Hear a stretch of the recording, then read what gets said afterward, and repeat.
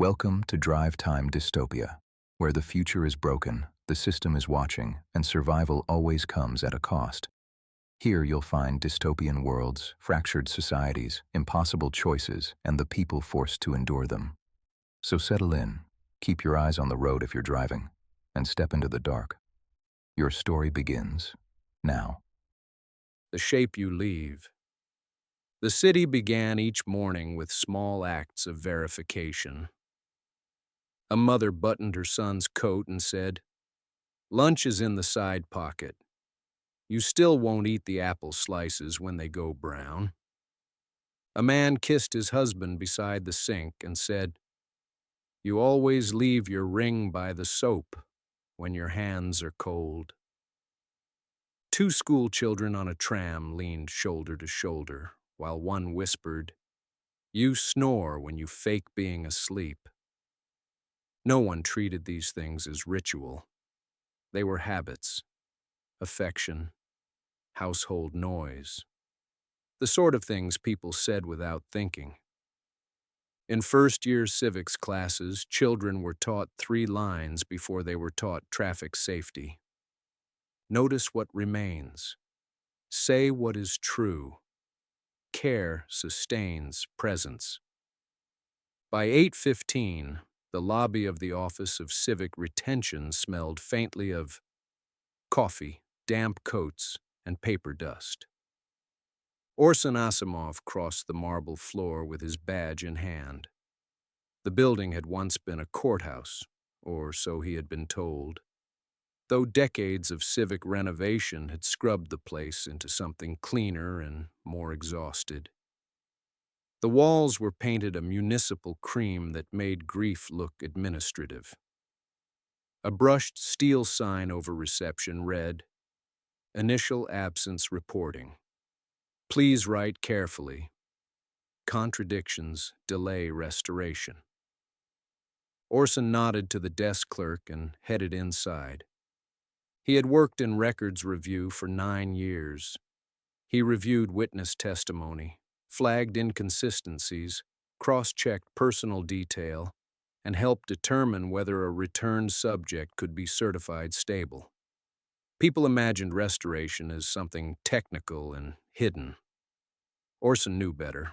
Most of it happened in filing systems, interview rooms, and forms written in careful black ink by people who were trying not to shake. He reached his office, switched on his desk lamp, and began sorting the morning files.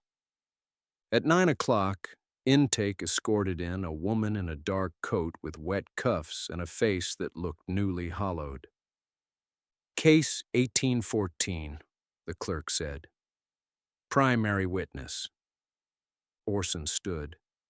"Ms. Vale?" She sat across from him and flattened both hands on the table as if steadying herself against movement. "Your son's name?" Orson asked. "Felix Vale." "Age?" 13. "Time of absence?" 7:42. Maybe 7:43. "Location?" "Our kitchen." He asked her to describe the minutes before it happened. "He was eating toast," she said. "Standing, even though I told him not to. He always stood at the counter if he thought he was late." Her mouth tightened. "He had one shoe on and one off. He does that. Did that." Orson kept his pen moving. "What did he say?" "He asked if I'd signed the excursion form." "Had you?" "No." "Did he seem distressed?" "No. Annoyed." A beat. Normal annoyed. Not strange. That mattered. People use that word often. Strange.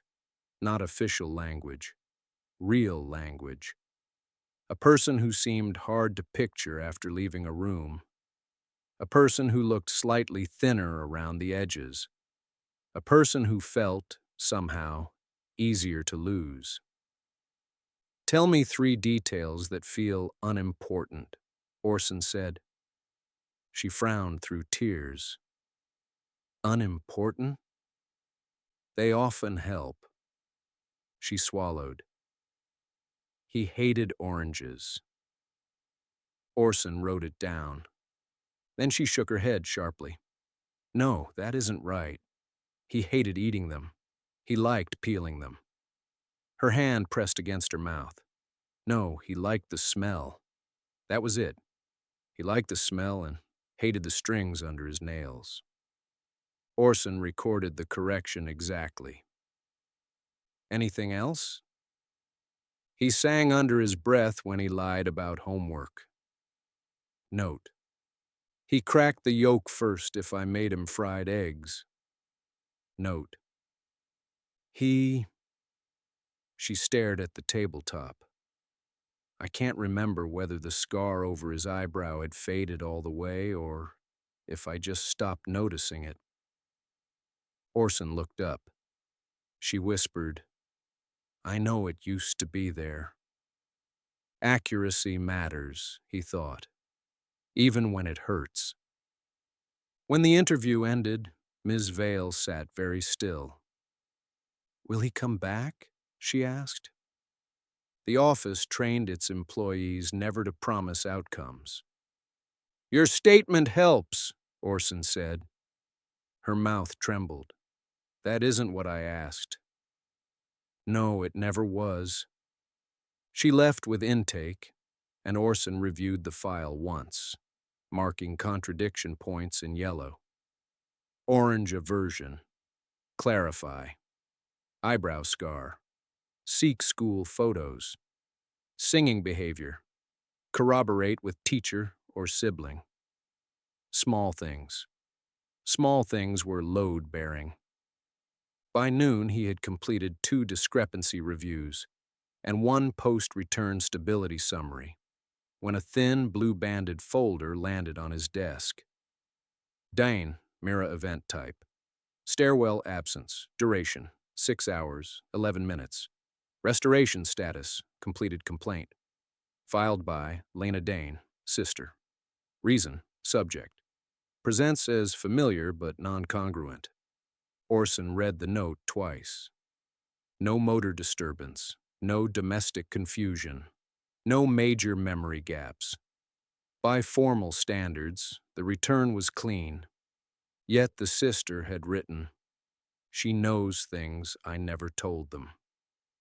She sounds like our mother at the wrong moments. She looks at me like she's known me longer than my own life. At the bottom, in a supervisor's hand, Asimov. Conduct direct verification. Priority elevated. Orson signed for the case and carried it with him down the hall. As he passed observation 3, movement caught his eye through the glass. A family sat around a circular table. Mother, father, daughter. The girl could not have been older than 9. One braid was tighter than the other, hastily redone. The mother was smiling too much. The father was speaking in careful little bursts. The girl watched both of them with grave concentration, then lifted a hand and touched the back of her mother's wrist, as if confirming texture. The mother's face crumpled with relief for half a second. Then she smiled again. At the end of the corridor hung a framed poster Orson had passed thousands of times without seeing. Retention begins in witness. What we keep keeps us. He stared at it a second longer than usual, then continued to interview room 4.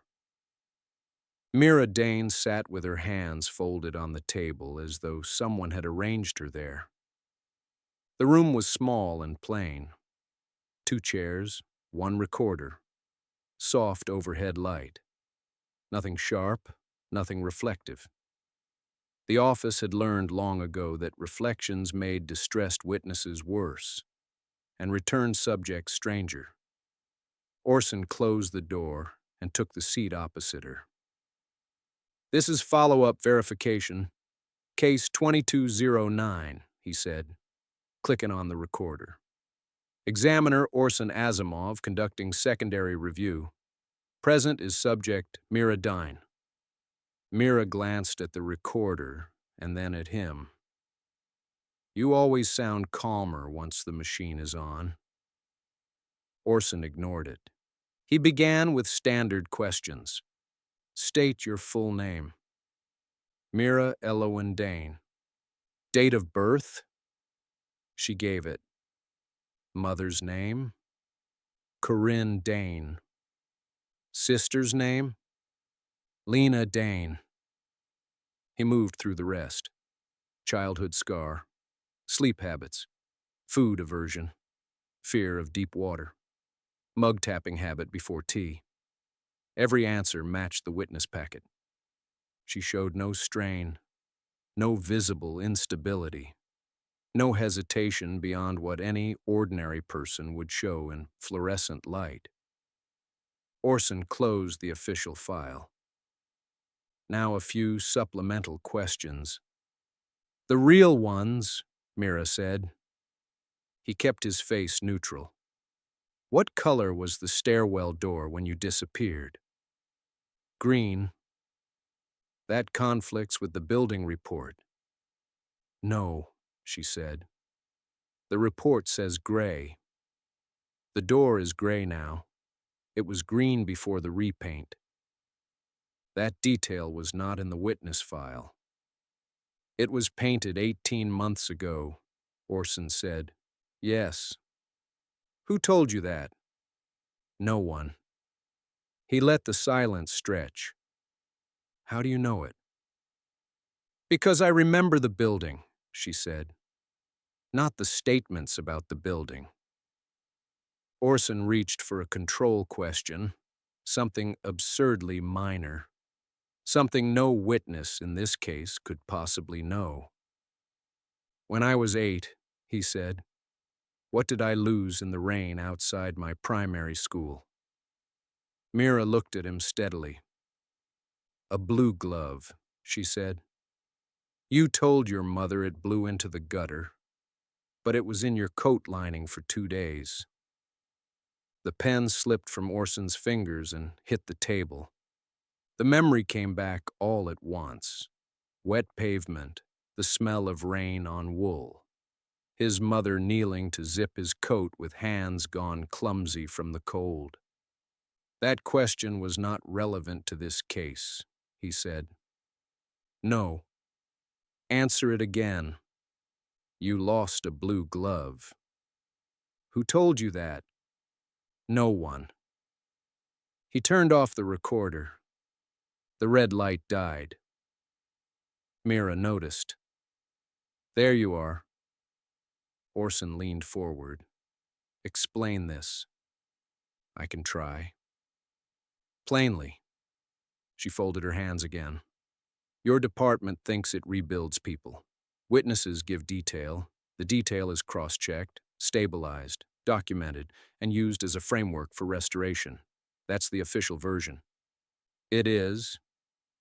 It's backwards. Orson said nothing. The office doesn't make people return, Mira said. People return because enough minds refuse the gap. Your forms don't create continuity. They organize pressure. That is not how restoration works. It's exactly how it works. You just prefer the version with clipboards because it sounds less religious. He felt irritation rise, clean and useful.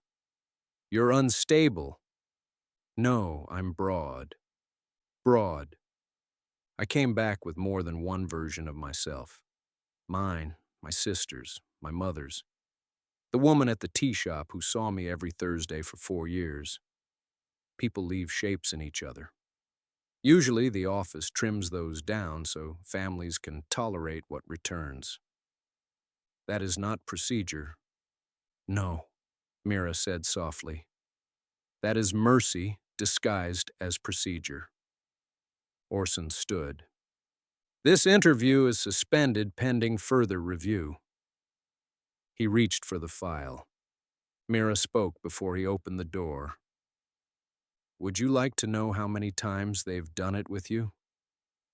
His hand stopped on the knob. Done what? Brought you back. For a second, the sentence was too obscene to process. There is no record of that, he said. Then you haven't looked in the right archive. He opened the door and stepped into the hall. Behind him, Mira said, You think memory stores people, Orson? It doesn't. It negotiates them. He shut the door and kept walking. 3 floors below him, Records Archive required a signed retrieval slip and a supervisor key. Orson headed for the stairs. The archivist on duty was Pelin, a narrow man with transparent lashes and the expression of someone who considered rules a moral ecosystem. I need flag discrepancy language, Orson said. Unstable returns. Priority review. Supervisor request? Verbal. That's not procedure. No. Pelin looked at him for a long moment, then slid over a slate. Restricted language only, he said. 30 minutes. Orson signed. Reading room B was little more than a glass box. 1 chair, 1 table, 1 locked terminal. He opened the first archive box. Training memos. Policy revisions. Internal language. Identity drift. Witness degradation.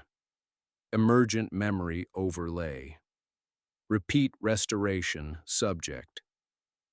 He searched the terminal. Identity drift, 72 results.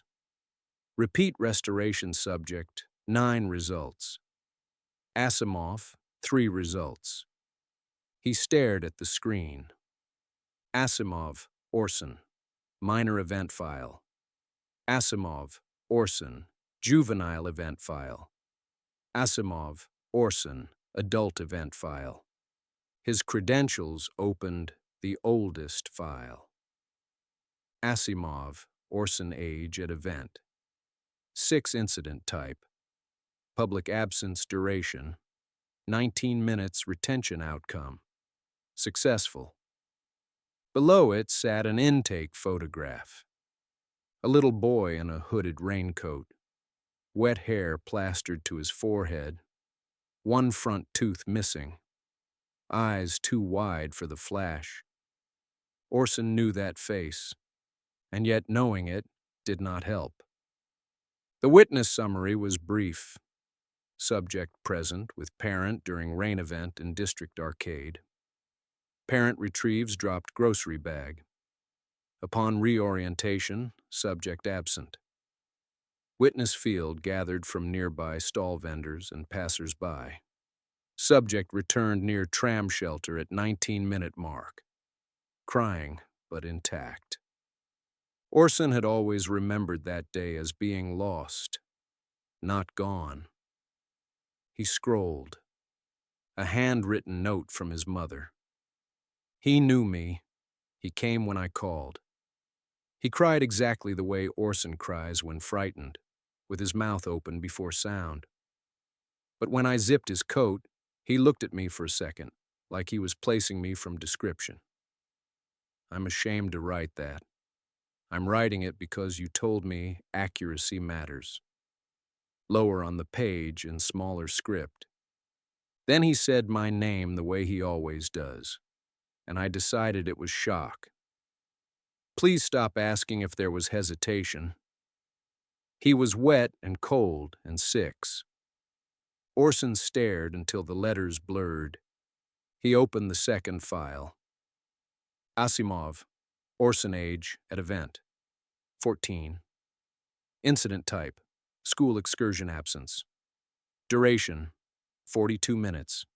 Retention outcome, successful with minor narrative conflict. He remembered the science museum, planetarium ceiling, gift shop minerals, headache on the bus home. He did not remember vanishing. The summary said he had been missing from the lower astronomy exhibit and found in a service corridor with no memory of interruption.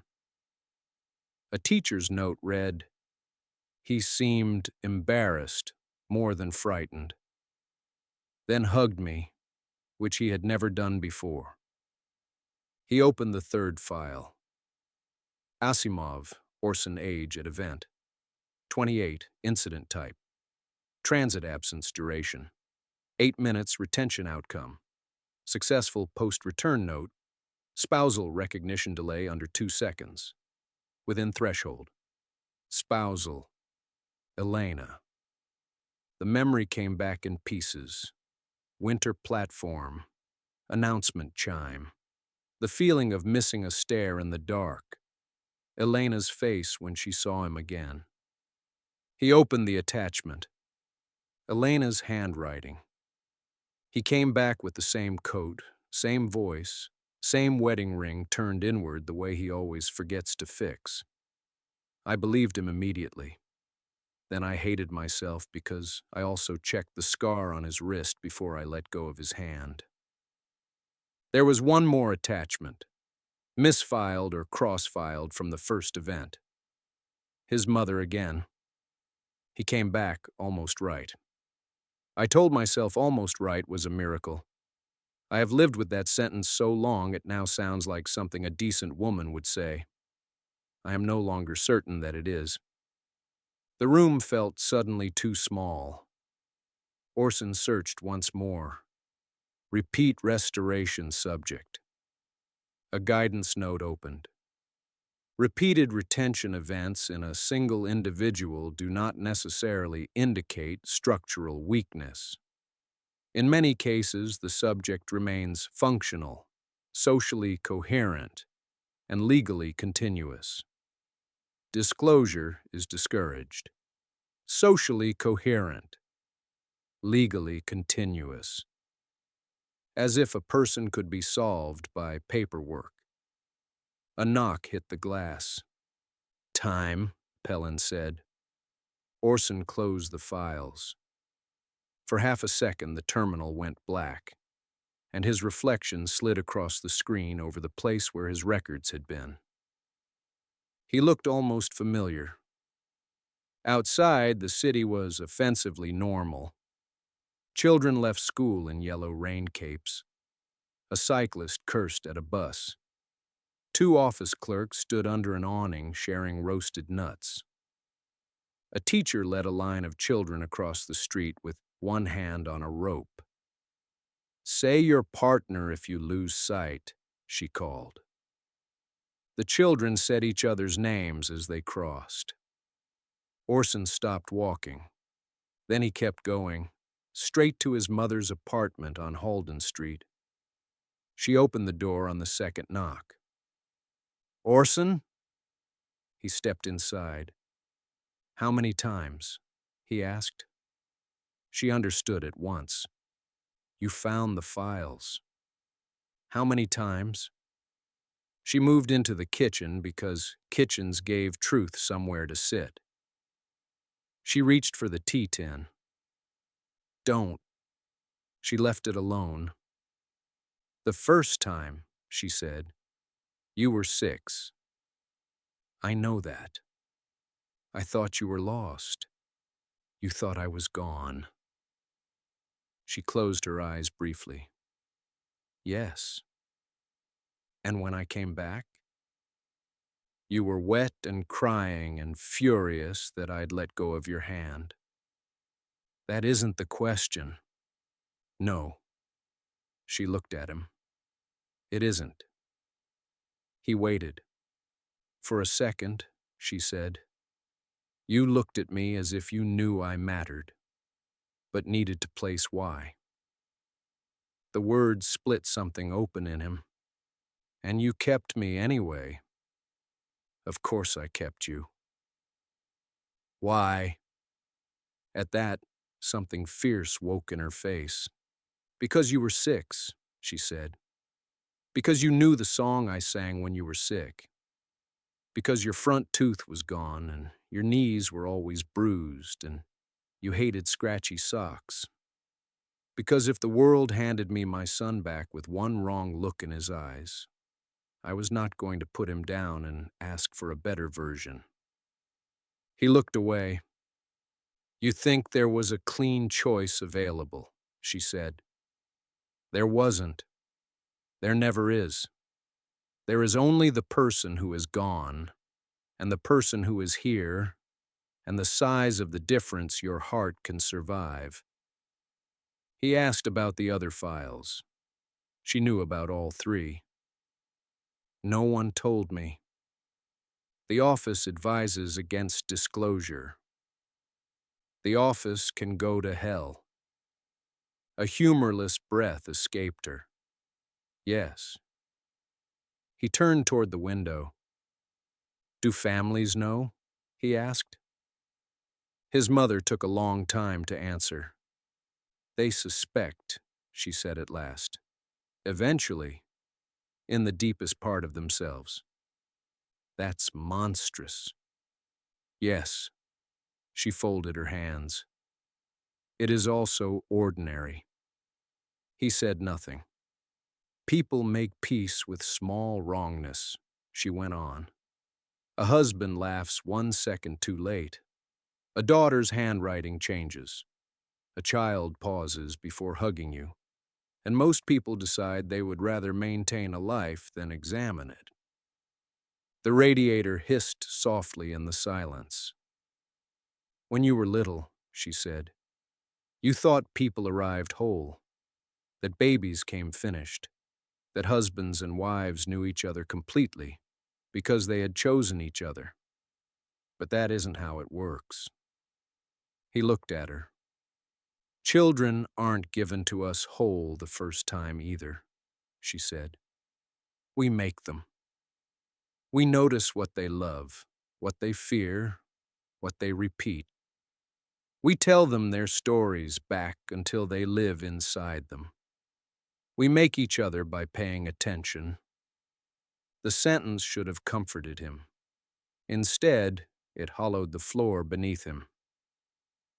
Then what is anyone? He asked. His mother looked tired enough to tell the truth. Held, she said. For a while. He left before tea could make the conversation domestic. On the walk home, he saw it everywhere now. A woman kneeling on a stoop, listing her daughter's backpack contents aloud as she zipped her coat. A man on a phone saying, "You still take 2 sugars. Don't let me forget."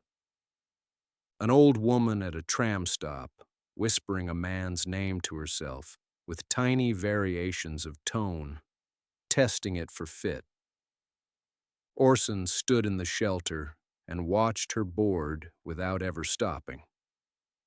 Then, without meaning to, he said Elena's name once into the cold air and heard how frightened he sounded. Elena was home, light under the door, her shoes by the radiator. A cup on the table with steam still rising. She looked up as he entered. What did you read? She asked. Not what happened. Not are you all right. My file, he said. She went still. You knew. Some of it. How much is some? The tram platform. And the others? No one told me directly. That was not a no. He laughed under his breath. Apparently nobody tells me directly. He crossed into the kitchen and stopped opposite her. You checked for my scar. Pain crossed her face. Exact hit. Yes. Why? Because I was so relieved to see you that I hated myself for needing proof. The room seemed to constrict. And what did you decide? That you were cold and frightened and annoyed at the delay, she said. And that if there was a difference, I would meet it later. As what? My wife? My observer? as the person who loved you. He turned away, then back again. I found 3 files. I know. Of course you do. Something sharpened in Elena's face then. Fair? She said before he could go further. Fair would be not needing to wonder whether the man who came back from the station platform was the same man I married. Fair would be not noticing that for 2 weeks afterward you reached for the bathroom light with the wrong hand. Fair would be not hearing you misremember the restaurant where you proposed, and deciding, in the same second, that correcting you might matter more than forgiving you. Orson stopped. The wrong hand? You're left-handed when distracted. For 13 days after the platform, you weren't. He sat down as if his legs had been cut loose. Elena opened a small tin box and set it on the table. Inside were receipts, transit stubs, folded notes, and a stack of tiny voice chips. What is that? My bad habit, she said. He looked up. These are from us, she said. Not all of them. Just enough. Enough for what? In case I ever needed to say you back to yourself. He looked at the scraps. A cafe receipt. A concert stub. A note in his handwriting reminding her to buy batteries and pears. I thought everything might happen, she said. There are questions, he thought, that sound noble until they reach a real kitchen. He looked at her. Do you love me? Elena took a moment to choose accuracy. I don't know whether love finds a person or keeps one from thinning. The answer was worse than reassurance. It contained too much. He picked up one of the voice chips. What's on this? You telling me about the day we met. Why keep that? Because every time you tell it, a different part matters. Mira came back to him then, broad. Mira Dane said the office trims people, he murmured. Sands them down so families can bear what comes back. Elena watched him. I think she may be more than they wanted, he said. Not less real, more crowded. That would terrify people, Elena said. Yes, because it would mean the self isn't singular. He nodded. She looked toward the darkening window. The version of you your mother knows is not the version your colleagues know. The version before the platform is not the version after. Maybe the horror isn't that a person comes back changed. Maybe the horror is pretending they were ever only one thing. He stared at her. Then she reached across the table and touched the scar on his wrist. Tell me how we met, she said. At any other time, it would have felt like one more marital loop. One of those old stories couples wore smooth in repetition. Now it landed like ritual. In the queue at the municipal records office, he said. You were arguing with a clerk about a tax error. I was being exact. You were making a man regret literacy. Almost a smile. And what did you say? I said if you kept going, he might legally dissolve. You said administratively evaporate. He looked up. She was right. There it was. Correction. Reinforcement. Seam pulled tighter. Outside, a tram bell sounded faintly through the glass. For the first time all day, Orson understood that what frightened him most was not that he might have been restored. It was that everyone who loved him had been working quietly for years to keep him from noticing. He waited until Elena was asleep. Then he dressed in the dark and went back to the office. At night, the building was more honest. The cream walls turned gray. The polished floors reflected strips of light like water. The civic posters looked embarrassed. Presence is a shared responsibility. Accuracy is care. He badged in through the service entrance, crossed through silent corridors, and took the staff stairwell down past records, past storage, past the floor marked building services. Below that sat one more door. No sign, no department name, only a badge reader. His card flashed red. He took Mira Dane's active file from under his coat and held it stripped beneath the scanner. Yellow, then green. The lock clicked. The corridor beyond was cold and lined with glass-sealed rooms. The first was a child's bedroom. Small bed. Desk. Paper stars peeling from the ceiling. One sneaker tipped on its side by the bed as if kicked off in a hurry. A plaque beside the glass read, "Juvenile retention failure. Environmental residue stabilized." There was no body. The room itself was the remainder. He moved on. A break room with 3 mugs in a rack, and a fourth sitting slightly apart on the table, ringed with old tea stain. A tram bench. A kitchen with an extra chair that looked as though it had been waited for too long. A hospital waiting area with one seat turned subtly away from the others. Not haunted, not dramatic, just burdened by unresolved personhood. He understood before he wanted to. When retention failed, people did not simply vanish. Sometimes too little witness agreement pulled them back. Sometimes too much of them remained impressed into place, in furniture arrangement, worn carpet paths, objects no one could account for and no one threw away. A person could become the extra mug, the worn chair, the missing face that left a room arranged for one too many. At the corridor's end waited a larger chamber with no plaque. Inside was an older version of the office itself. Intake desks, interview chairs, metal cabinets, a yellowed poster on the wall. What is kept, keeps us. On the central table sat a typed report left unsealed.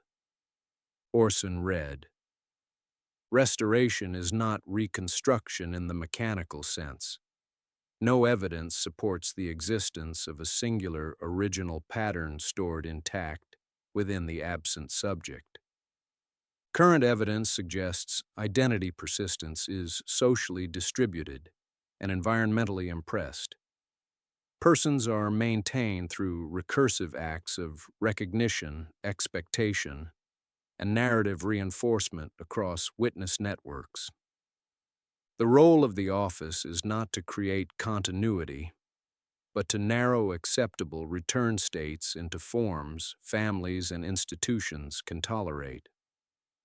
Where narrowing fails, broadened return or environmental residue may result. Conclusion: material reality appears less primary than consensus stability. Personhood is negotiated locally. Self is best understood as an ongoing civic and relational achievement. Orson lowered the page. Not memory containing a world, memory sustaining one. Not identity as essence, identity as maintenance. He thought of Ms. Vale correcting herself over oranges. His mother saying, "I kept you anyway." Elena's tin box. Mira refusing to be narrowed into comfort. And beneath all that, a worse implication. The office did not exist to save people. It existed to edit them into bearable shapes. He left before dawn and found Elena waiting at the kitchen table. You went back, she said. Yes. Did it help? He thought of the rooms below the city, the extra chair, the report describing selfhood as a civic achievement. No, he said. Then, after a beat, yes. He sat opposite her. I saw what happens when people can't be held, he said. And? The world keeps their shape anyway. She closed her eyes once. He reached for one of the voice chips, then stopped. No more records right now. She nodded. Tell me, he said. What? The first time we met. Elena watched him carefully, then began. In the queue at the municipal records office, I had a tax notice in one hand and murder in my heart. Despite everything, something moved at the corner of his mouth. You were being exact, he said. I was being failed by a system built by cowards. And I said if you kept going, the clerk might administratively evaporate. Yes. She paused. Then you offered me your pen. Orson frowned. No, he said. The memory sharpened all at once. It was a pencil. Elena held still. You're sure? Yes. There it was again. Correction, reinforcement, seam drawn tight. A pencil, she repeated. Yes, you're right. He exhaled. Later, lying on top of the blanket in the pale room, neither of them undressed, neither of them pretending sleep yet, Orson said her name, just enough to hear it exist between them. Elena opened her eyes at once and said his in return. He had never heard it sound so much like relief. Orson went back to work 2 days later because not going back would have meant declaring the world broken, and the world still demanded forms, lunches, signatures, and routing codes. The office looked the same. That was the first obscenity. A woman in a red coat filled out an initial absence report while a maintenance worker replaced a flickering light panel above her. The coffee machine hissed. A clerk laughed and then stopped too quickly. On Orson's desk sat a thin folder. Dane, Mira, status update. He opened it. Household reconciliation unsuccessful. Subject declined corrective narrowing. Voluntary release executed. Current status unregistered. Corrective narrowing. Blunt now. Internal language only. Mira had refused. At noon, a chime sounded through the building. Staff stood automatically. What is this? Orson asked. The civic psychologist in the training room looked at him oddly. Noon acknowledgement. He followed the others into the plaza. Traffic had paused. Pedestrians had stopped. Shopkeepers stood in open doorways. School children lined the curb. The speakers overhead crackled to life. A calm civic voice said, "Please take a moment for continuity acknowledgement. Notice one person known to you. Recall one true thing. Speak with care." All across the square, mouths began to move. A man in work gloves said, "Nadia still burns toast if the radio's on." A girl whispered, "Mina bites her lip when she reads." An old woman smiled at no one visible and said, "Arthur always hated pears, even when he pretended otherwise."